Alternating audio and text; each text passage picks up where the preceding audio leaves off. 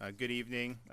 Today's update since our last report, Florida has seen 24 new positive cases, bringing the state's total to 216. 196 of those are Florida residents, 20 non-Florida residents, and there are 1,042 test results outstanding. We're going to announce a number of things related to education. For the remaining, from this school year on, all remaining testing for school readiness, voluntary pre-K, and K through 12 will be canceled for the school year. Requirements for graduation and promotion and final course grades will be evaluated as those assessments did not exist. Parents may, at their discretion, choose to keep their child in the same grade for the 2021 school year.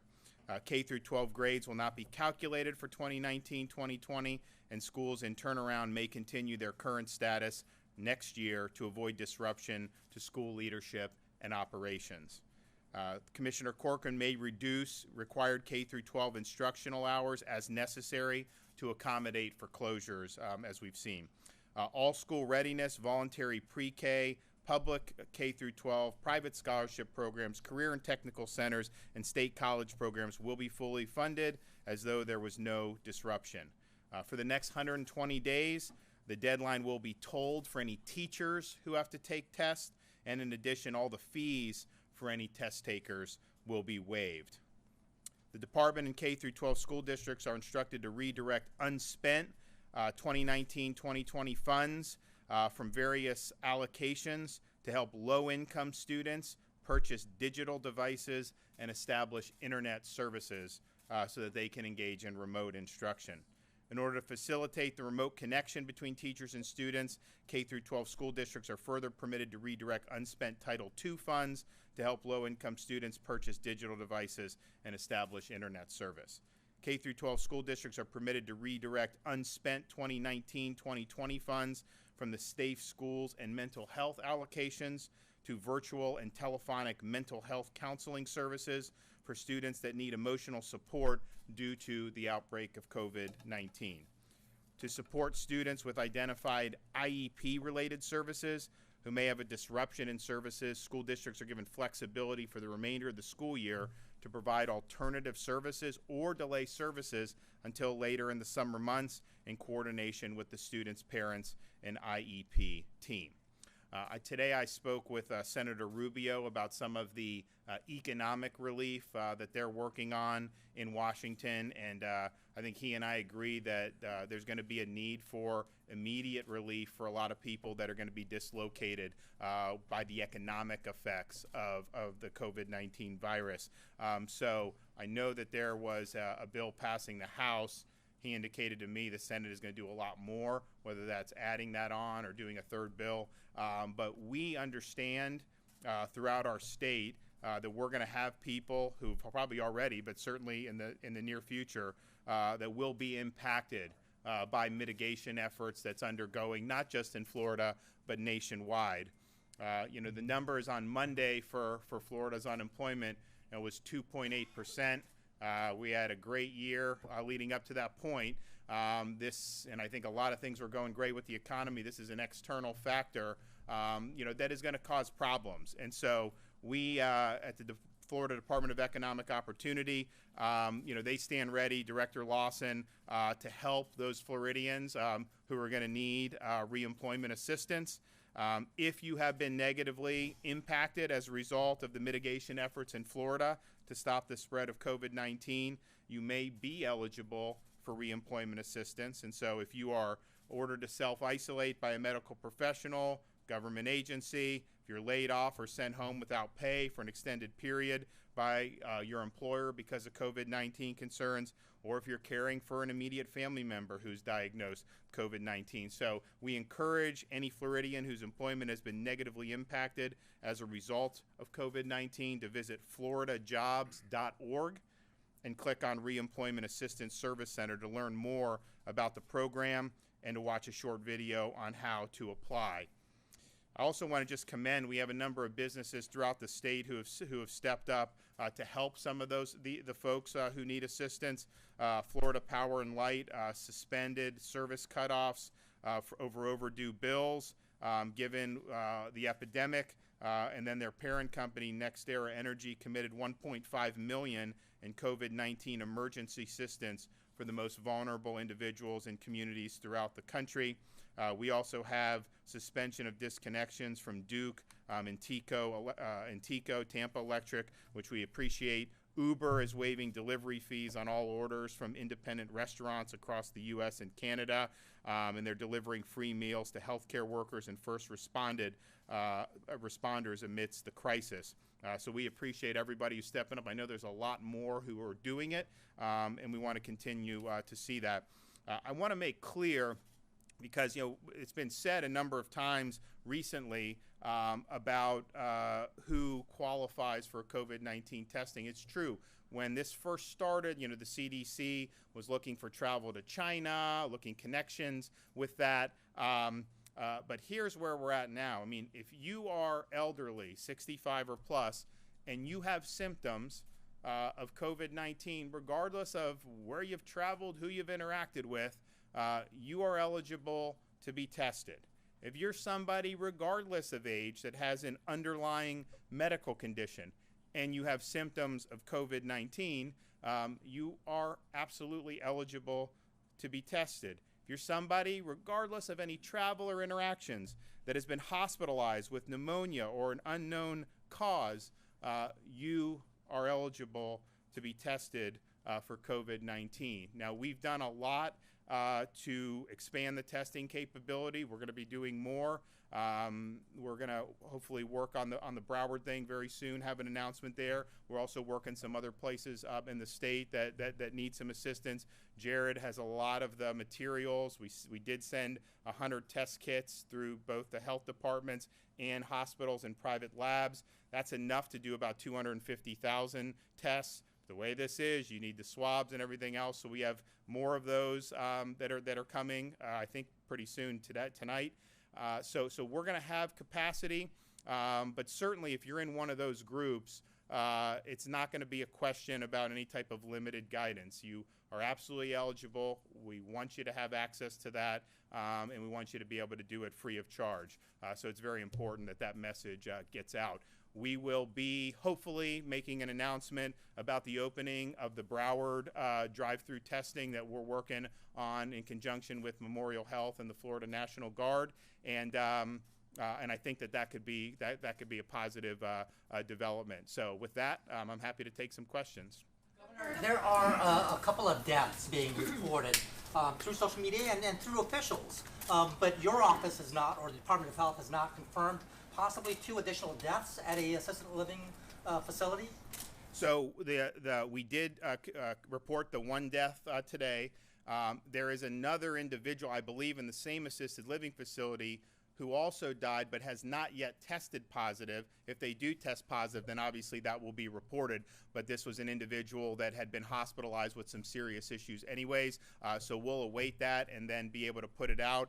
And then I did not get any new death figures when I came out, but if there are any since earlier, that will be reflected in the update. Yes, ma'am. Also on schools, just to clarify, so you talked about waiving testing and things of that nature. Does that mean that students in K through 12 schools will be online for the rest of the spring semester?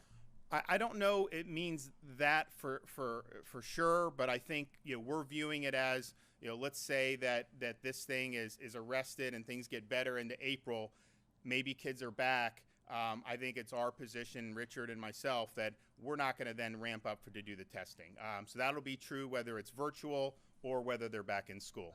Just to clarify, does that mean that there might be more announcements on more weeks of virtual learning after the 2 weeks that have already? So we're going to make a decision on that this week. I don't know, Richard, why don't you tell about the few counties what they're doing? So all we've said basically to the K-12 schools is we're extending not going onto the campus till April 15th. Because we did that, as the governor said, you can't have kids come back and then you need about 2 weeks and then you'd have to, so we'd be into May for testing. It's not going to work. But what we're saying to the schools is they still have to give those instructional hours, and they're going to do a fantastic job. We've had 4 schools who have already been on spring break. Of the other 63 are on spring break this week or next week. So they're going to come back on Monday.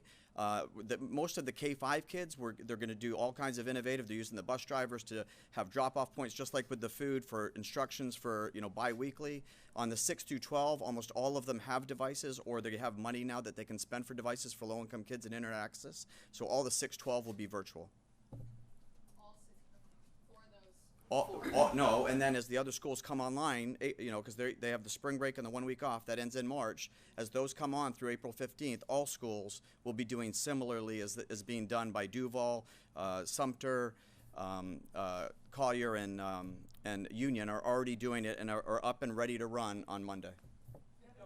You referenced universities taking the rest of the semester off. What about the 28 community colleges and community colleges? Just so we clarify, they're not technically off. They are going to do remote learning, but we want them to be doing that where the students are doing that from their homes of residence, with their parents or wherever they, but we don't want to have thousands of undergraduate students hitting bars, or I guess they can't do the bars now, but just congregating in a fraternity house or something and doing that, because we're trying to create some social distance, so we feel that that's the case. Richard, you want to address how they handle the colleges? The colleges are remaining closed just as the universities, and they will continue the semester remotely as the universities are, and get the full years of the full semester in for learning. Will you expect staff to show up on campus, or No, we leave that to the discretion of the presidents.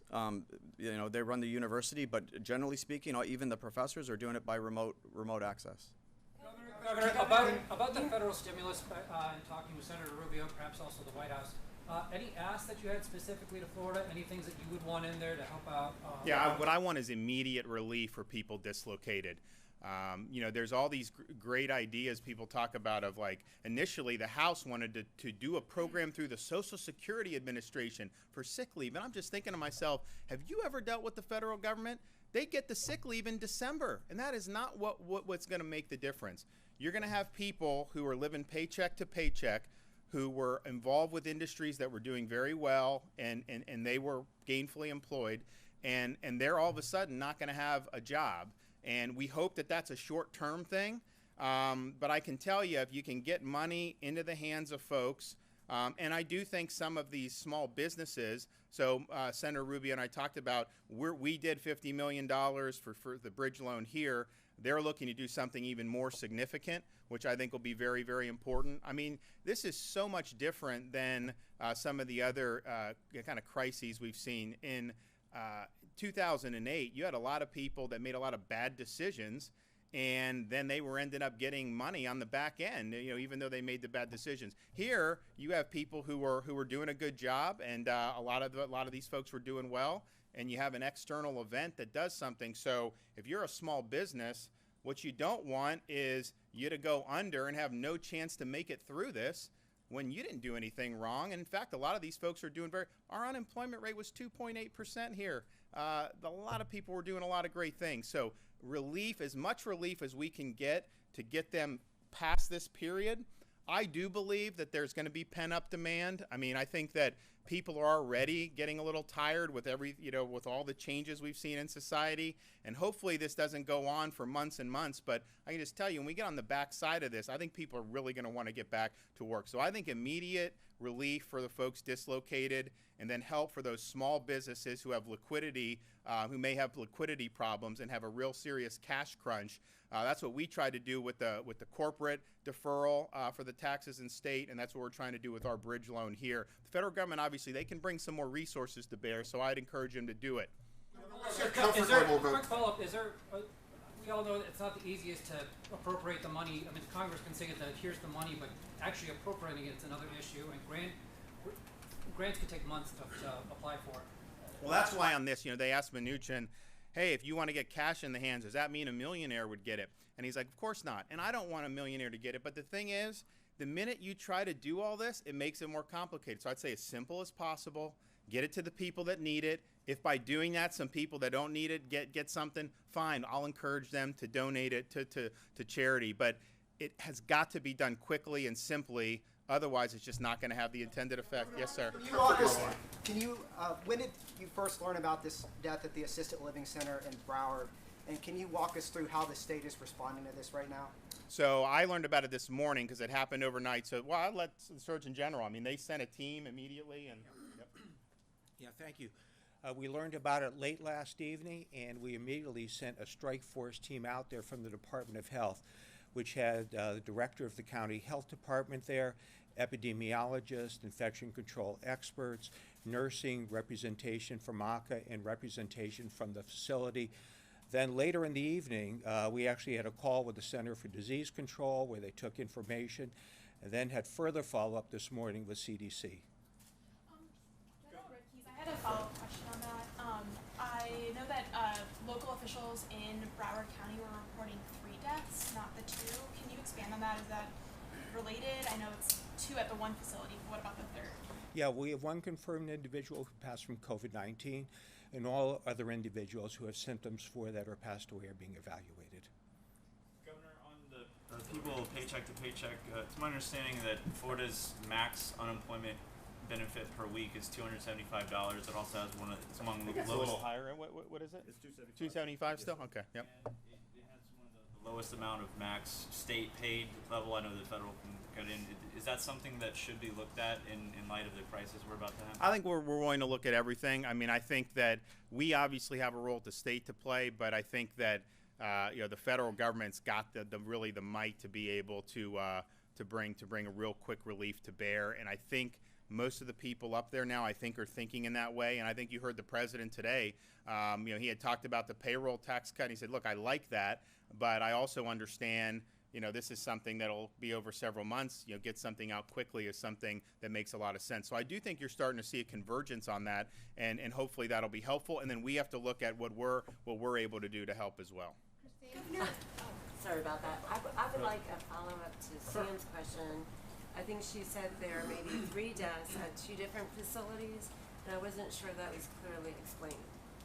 Yeah, so we're talking about 1 facility where 1 individual who passed away was known to have a COVID-19, and we don't have any other confirmed COVID-19 cases, but we're looking at it for the individuals at that facility. So Thank you. Looking at 2 facilities. No, one facility, looking at other individuals who may have been at that facility that passed away to see if they have COVID. And how many One people are facility. in that facility? Oh, yeah. Yeah, there are 218 individuals in that facility. And then I just have a follow-up. The governor said earlier that certain populations are, I think this may be for the governor or ACA secretary, but you said earlier that certain populations can get the shot. But I thought I heard Secretary Mayhew say yesterday that the shot is not being given to some frail elderly. Test?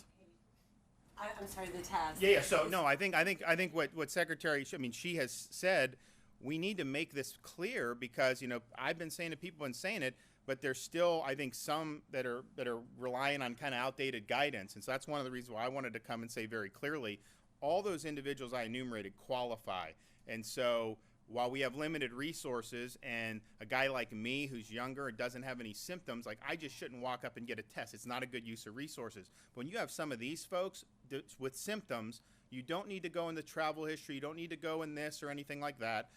They should be given access to tests. And so we just want to make that clear to folks. Obviously, we've worked hard to bring more testing. Jared's brought a lot of materials. Let me tell you, that stuff is being hotly sought after across the country right now, and so he did a good job for Florida to have ordered that very early, and that's been distributed, a lot of it, and then some of these other things, people run out of swabs, all that. We've got more of that coming in, and so that'll be, the materials will be there. The labs, what happens with these CLIA certified labs? So we had 3 state labs that would do the testing. So remember, originally, anybody that was swabbed, you had to send it all the way to Atlanta and the CDC. So that was taking 5 days before someone could get a result. So doing the state labs allows it to be usually about 48 hours. But what happens with the state labs is you can run a test in probably 4 or 5 hours if you just put it right in. The problem is if you do that, then you can't test anything else. So if I just had one sample, run it through, I could do it in 4 or 5. But then I wouldn't be able to use that machine. So what they do is they fill up the capacity, then they run it through. So it takes longer than just 4 or 5 hours, but it's more efficient to do it that way than if you did it one at a time. So we had all 3 of those labs that are doing that, and so they have the capacity, to do several hundred a day. The other CLIA labs, Jared has gotten test kits to them. Some of the other stuff that they need, the positive, negative is going to be delivered too. Some of them have it, not all. But which they're in the process of kind of making sure that their labs are able to do this. So there's a little process that goes. So I think, Scott, what do you think? Like next week, a lot of those other CLIA labs will be able to do it. So that just expands capacity. But I think it's, and like 3 months ago, I didn't know anything about but this is not just like you go and do. It's a test that involves a lot of different things, and it's novel. It requires a lot of manpower, a lot of lab work. So I think by having more options to do this, we're going to hopefully be able to do this. And then LabCorp and Quest, we have a contract with them, so we can send this stuff overnight. They test it, and they're usually turning it around within 48 hours, and they'll actually notify the person directly with their results. And so we're a lot different than where we were 2 weeks ago with the testing, and I think hopefully next week and beyond, I'll be able to say, we're doing even more. One more. So a question about the drive-through testing lab in Broward County, and in light of your recent comments about the groups that are enumerated that can be tested. What's the state's response going to be if people who are not in those categories show up there to be tested? So what we're going to do, and we will firmly announce this very soon, but I can tell you the priority, one group is going to be the healthcare workers, because they need to know whether if they've been exposed, if they're positive, if they show symptoms, do they have COVID-19 or not? And so we want to make sure that they have the ability to do it, and then we also want to make sure that those folks who are 65 and plus and are exhibiting symptoms, that they have an easy way to go in and get tested. So those two for sure are going to be priority. And then it's just a matter of working with the hospital, seeing the kind of manpower. I mean, you've seen this be tried across the country, and a lot of times it hasn't worked. What we don't want is to have people waiting in line for 4 hours in their cars thinking that they're going to do. So I think what it'll be is there'll be clear criteria, and then you will hopefully be given a window of when to come so that you're not waiting in your car all day. And then as that gets up and running, and that model is something that people are comfortable with, then we can look at going beyond that. But there's other opportunities to be tested. But that is what we're going to do to try to get it going in a good way. The National Guard's put a lot of folks there. I mean, I think they've got. I mean, they're knocking down trees. Are they knocking down trees and stuff? So they're knocking down trees to make sure people have room and the cars and everything. So they've worked really hard. And then so we want to do that. And then we also, I had mentioned, we've requested 3 sites from the federal. That hopefully can happen soon, but I can tell you, I don't think it's going to be where the feds come and they say, let's start testing. I think they're going to provide us materials, and then we're going to have to partner, have a healthcare provider be involved. We may have to have some guard personnel. Jared has healthcare professionals on contract that we can surge in. But my sense is they're just going to be dropping this stuff at various locations. So we're going to have to look at that. And then I also talked with Mary about if they do choose Miami, Orlando, Jacksonville, and then we have the Broward, then we'd look on the West Coast, maybe look at Tampa, one of those places, to see if we could partner there. So, this thing is something that is a work in progress, but I think they've made a lot of progress on this thing, and we just want to go and get as many people results as possible. I mean, part of the problem with this whole response in terms of the mitigation is you're doing mitigate, and I'm not criticizing any of the mitigation that the president's recommended, but you're doing it not really based on a lot of data. I mean, that's just the reality that we find ourselves in. With influenza, they have a surveillance program, so they'll test hundreds of thousands of people for influenza, and they'll know, how many are positive. Then they can build a model about that.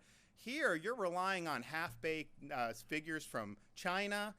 Maybe the Italy numbers are a little bit better, but the extent to which this is being spread in our society by people who have minimal symptoms and who may not be in these age groups is kind of a question that nobody really knows the actual answer to, but that would obviously help us inform it. And so the more we can do the testing, I think most people are going to come back negative, but it gives us a better baseline, I think, to be able to make some of the decisions, because we're in a situation here.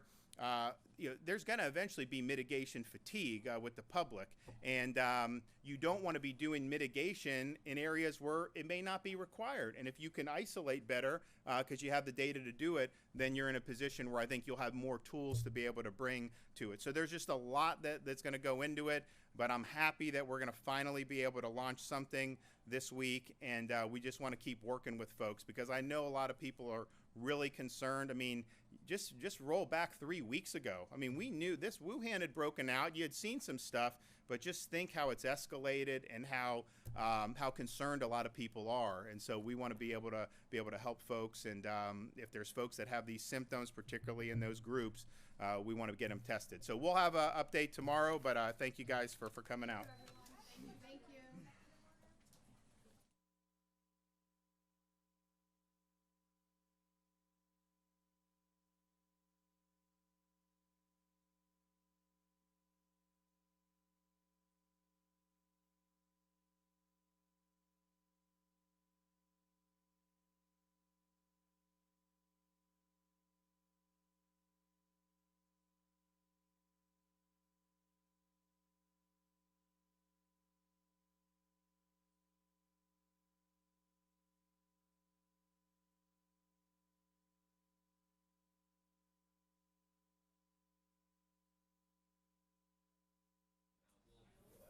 Good night captions, good night satellite from hang on one Tallahassee. second. I'm going to bring the Commissioner of Education back so he can answer some questions. Good for night.